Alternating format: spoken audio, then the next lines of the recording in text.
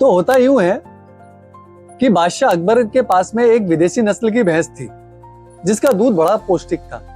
और सबसे अच्छी बात यह थी कि बादशाह अकबर को बड़ी प्रिय थी और वो उसे अपने महल में ही रखते थे। अब जहां उस भैंस को रखते थे उधर केवल उनके दरबारियों का आना जाना ही होता था। अचानक से उनकी भैंस का दूध चोरी होने लग गया। अब राजा अकबर जब भी सुबह उस भैंस का दूध ढोने जाए तो दूध ही ना निकले। अब इस चीज से परेशान होकर उन्होंने बुलाया बिरबल को। बोले यार बिरबल जी आइए, और उनको सारी घटना के बारे में बताया।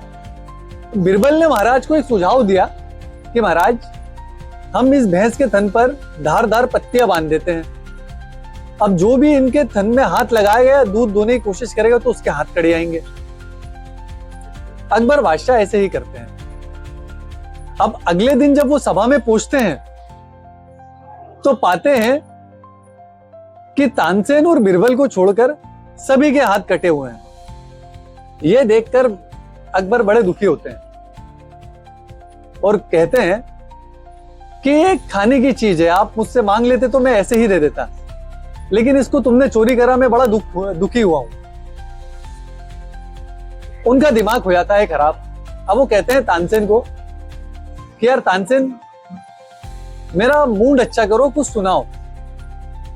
अब तानसेन जी जैसे गाने के लिए मुंह खोलते तो उनकी आवाज निकलती है ओ। उनकी जुबान और मुंह कटा हुआ था।